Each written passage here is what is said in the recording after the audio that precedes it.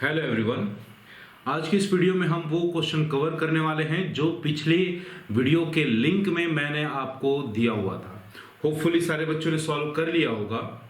एक बार मेरे साथ आप अपना आंसर मैच करेंगे और चीजों को दोबारा फिर से समझते चलेंगे। देखते हैं क्वेश्चन क्या बोलता है। पहले तो क्वेश्चन हम पढ़ लेते हैं। क्वेश्चन पढ़ने के साथ ही हमारा 50% प्रॉब्लम्स वहीं पे सॉल्व हो जाएगा। देखते हैं बारी बारी से। ईयर 2001 पे 20,000 का प्रॉफिट जिसमें एबनॉर्मल लॉस आया था 7,000 का। याद दिलाओ बेटा कि इस एबनॉर्मल लॉस को अपन क्या करते हैं। एबनॉर्मल लॉस आपके प्रॉफिट को रिड्यूस कर देता है, तो हम उसको क्या करने वाले हैं, ऐड बैक करने वाले हैं। ठीक, हम इसको प्लस करेंगे। सेकेंड, 2001-2 पे प्रॉफिट में सेल ऑफ फर्नीचर का गेन 3,000 इंक्लूडेड है और 1,000 रुपए आपके किस बात का प्रॉफिट बढ़ गया है, over valuation of closing stock का। तो दोनों चीजों का आप माइनस कर देंगे, लेकिन इस 1,000 के साथ छोटा सा एडजस्टमेंट्स और है। सॉल्यूशन बताऊंगा कैसे होगा। देखते हैं 2002-3 पे 35,000 का आपका प्रॉफिट है, जिसमें आपने गलती से मशीन जो परचेज किया था उसको परचेज मान लिया था 20,000। बोलो क्या करोगे, 20,000 को ऐड बैक करना है।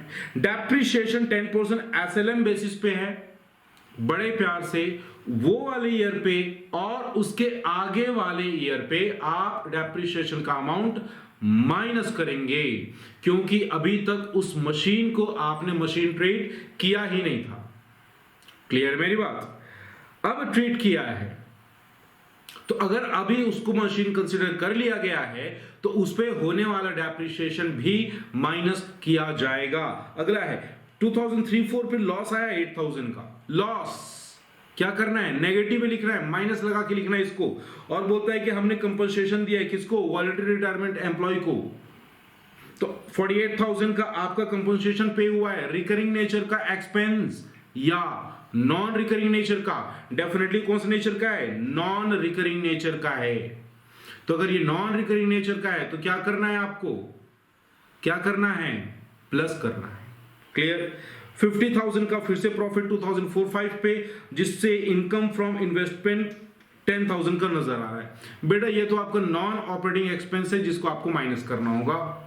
हम थोड़ा और आगे देखते हैं। बोलता है कि to cover cost of management annual charge of 2,000 should be made for the purpose of goodwill valuation. ये बड़े प्यार से आपको बोलता है कि जितने साल की प्रॉफिट्स है ना, उसमें हर एक ईयर पे 2,000 रुपीज का एनुअल मैनेजमेंट कॉस्ट आपको रिड्यूस करना है, माइनस कर देना है। नेक्स्ट इंफॉर्मेशन और क्या है आपके पास, NYP number of year of purchase 3 years का दिया हुआ है और 30,000 का 3 लाख का कैपिटल एम्प्लॉयड, जिसपे NRR 10%। याद आ रहा है इसको हम कहां पे यूज करने वाले हैं, याद करो जरा। इसको हम यूज करने वाले हैं बेटा सुपर प्रॉफिट मेथड पे, जहां पे अपने को नॉर्मल प्रॉफिट निकालना होता है। Capital employed multiply NRR। Clear? चलिए देखते हैं जरा क्वेश्चन हमको सॉल्व करना है। जैसा मैंने अपने स्क्रीन पे एक टेबल पहले से ड्रॉ कर रखा है, आप भी अपने नोटबुक पे ऐसा ड्रॉ कर लीजिए। क्लियर? बहुत इंपॉर्टेंट वीडियो है, बड़े आराम से ध्यान समझिएगा। 100% कॉन्सेप्ट आपके जो बुक में दिए हुए हैं वो सारे यहां पे कवर हो जाएंगे। तो इस क्वेश्चन को, इस वीडियो को जरूर आराम से समझ के पॉज करके देखना। जहां पे समझ नहीं आता पॉज कीजिए, वापस जाइए, दोबारा देखिए। क्लियर? चलिए ईयर लिख लेते हैं। सबसे पहले जस्ट अपने को पुट करना है ईयर 2001,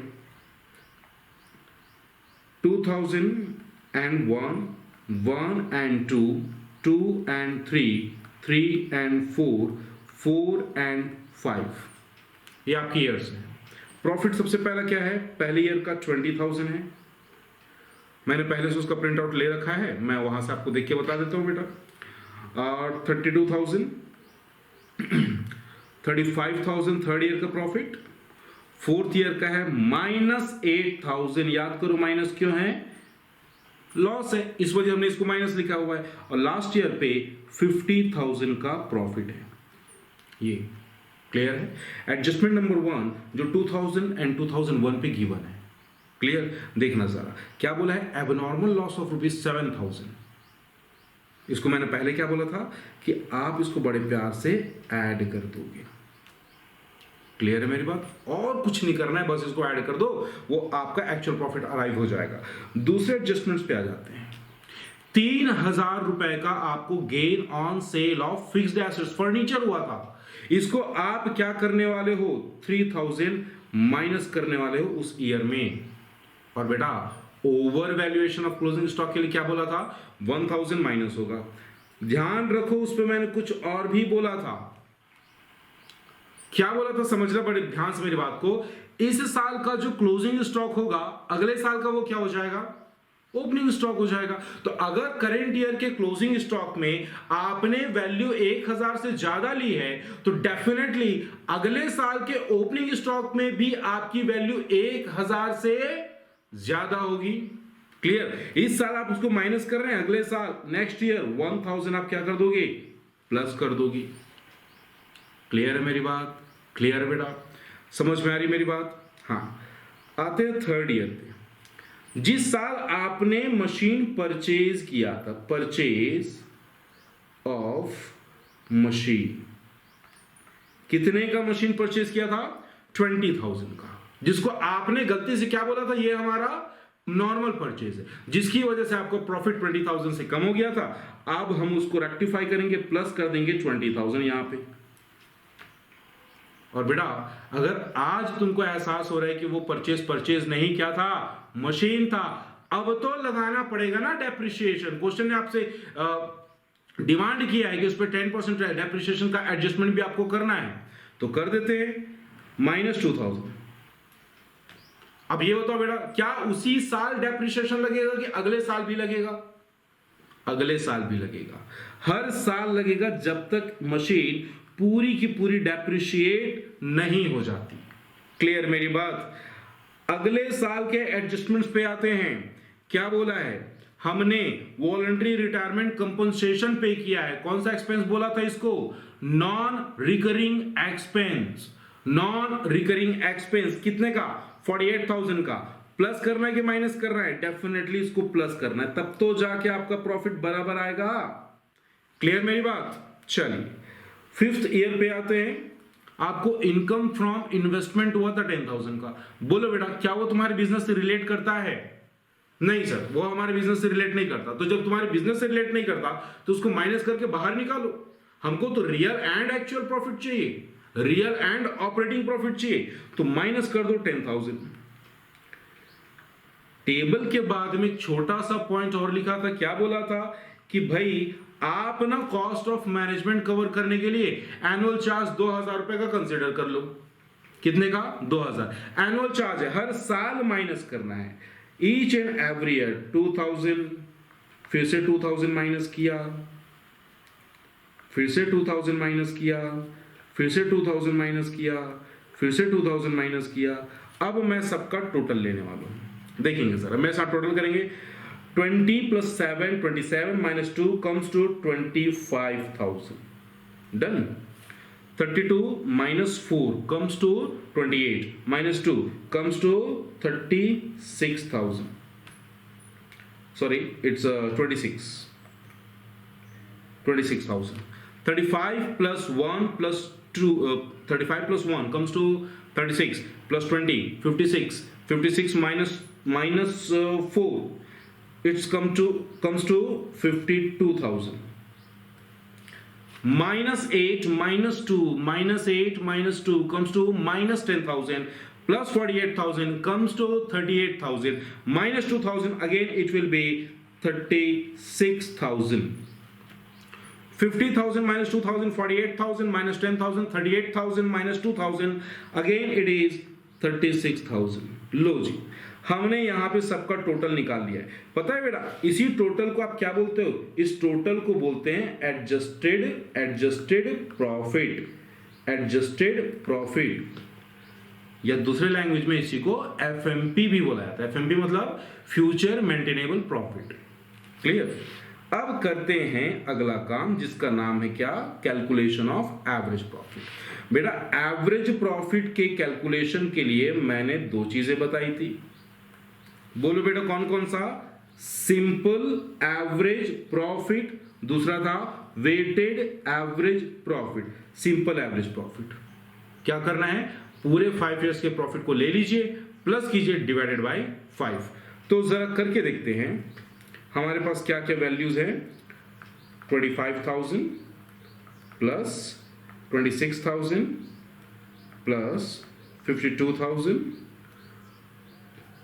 प्लस 36,000 प्लस 36,000। देखेंगे 25, 26, 51, 52 and this comes to 1,03,000, 36, 36, 72,000, 1,03,000 it comes to 1,75,000 और डिवाइड करना है किससे? 5 से। तो देखेंगे 1,75,000 divided by 5, answer is 35,000। Simple average profit का आंसर आ गया 35,000। मजा तो बेटा वेटेड एवरेज प्रॉफिट का है। क्लियर? इसमें आपको ईयर्स भी लिखने हैं, year 0 to 01, 1 to 2, 2 to 3, 3 to 4, 4 to 5, बस इतना ही था, कुछ और भी था। लिख लो प्रॉफिट्स 25,000, 26,000, 52,000, 36,000 एंड अगेन 36,000। बोलो बेटा अगला काम क्या करना है? सबको टोटल कर दें? सबको टोटल कर दें? बिल्कुल नहीं, अभी इस पे अपने को वेट असाइन करना है। याद दिलाओ वेट कैसे असाइन करेंगे? इसको मैं नंबर 1 दूं कि नंबर 5? ये नंबर 1 जाएगा, नंबर 2, नंबर 3, नंबर 4, नंबर 5। अब मुझे निकालना है एक चीज और जिसका नाम क्या है? प्रोडक्ट। प्रोडक्ट मतलब क्या? प्रॉफिट और वेट दोनों का मल्टीप्लाई प्रोडक्ट कहलाएगा। 25,000 multiply 1 comes to 25,000, 26 multiply 2 comes to 52,000, 52 multiply 3 comes to 156,000, 36 multiply 4 comes to 1,44,000 and 36 multiply 5 comes to 1,80,000। Total करेंगे जरा, मैं भी कर रहा हूं, आप भी करते चलिए। 25 plus 52, 52 comes to 7,000, 5 and 5. Okay, my total is 5,57,000। आपका कितना एक बार जरा चेक कर लेंगे। और मुझे कम आउट करना है बेटा, वेट का टोटल लेना है। 1 2 3 3 6 6 4 10 10 5 15। अब मुझे वेटेड एवरेज प्रॉफिट निकालना है। कैसे करें? फॉर्मूला क्या था? Product sigma of product divided by sigma of weight. तो हमारा प्रोडक्ट कितना आ गया है? 5,57,000 divided by 15। Let me calculate it.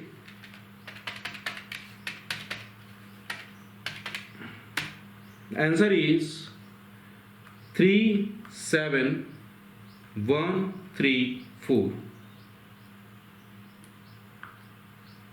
37,134। मेरे पास दो एवरेज प्रॉफिट आ चुके हैं। पहला एवरेज प्रॉफिट क्या है? 35,000 का, जो सिंपल एवरेज प्रॉफिट मेथड से निकाला है। दूसरा वेटेड एवरेज प्रॉफिट से निकाला है 37,134। Now it's time to calculate the goodwill. बहुत ही इजी फॉर्मूला है। क्या फॉर्मूला है जरा याद दिला दो बेटा। सिंपल सी बात, एवरेज प्रॉफिट मल्टीप्लाई NYP। तो हमारे पास एवरेज प्रॉफिट 2 है। पहला कौन सा है? सिंपल एवरेज प्रॉफिट, दूसरा है weighted average profit. Simple average profit से 35,000 मल्टीप्लाई 3 और इसका आंसर क्या था जरा याद दिला दो बेटा। इसका आंसर था 37,134, 37,134, 37,134 मल्टीप्लाई 3। आपका आंसर आने ही वाला है 35,000 multiply 3 comes to 1,05,000 and 37,134 multiply 3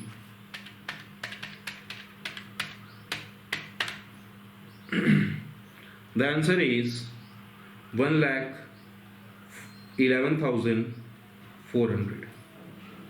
Let me correct it. 1,11,400. Done.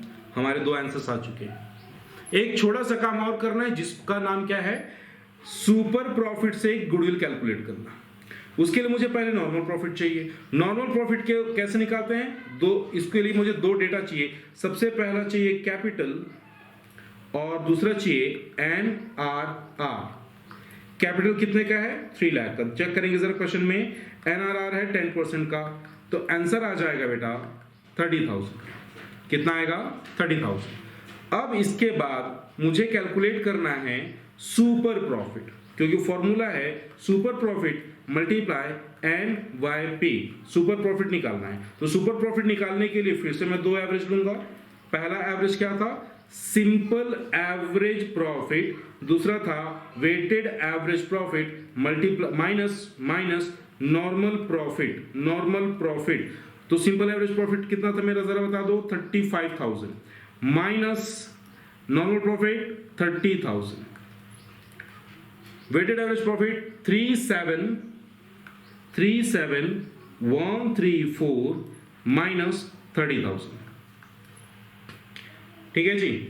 Answer आएगा इसका, पहले का आंसर आएगा 5,000, दूसरे का आएगा 7,134 मल्टीप्लाई 3 क्या है बेटा, number of year of purchase है, बोलना नहीं। तो इसका आंसर आ जाएगा पहले का 15,000 और दूसरे का आंसर आएगा, लेट मी कैलकुलेट,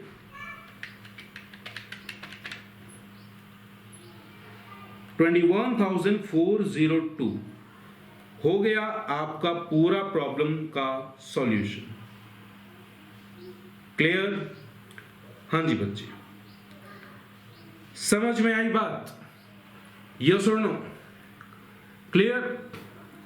हमने गुडविल का पूरा टॉपिक यहां पे कवर कर लिया, थ्योरी भी कवर कर लिया, मेथड्स भी समझ गए, एडजस्टमेंट भी समझ गए। एक क्वेश्चन जिसमें ढेर सारे एडजस्टमेंट्स मैंने डाल रखे थे वो भी आपका क्लियर हो गया। बावजूद उसके अगर आप कहीं पे अटक रहे हैं तो पहला काम, आप वीडियो को पॉज करके रिवाइंड करके बैक जाके दोबारा देखिए, क्लियर होने की संभावना है। उसके बाद भी नहीं आता तो प्लीज लेट मी नो आप कहां पे प्रॉब्लम फेस कर रहे हैं। क्लियर है? आज की वीडियो हम बस यहीं तक रखते हैं। Thank you very much.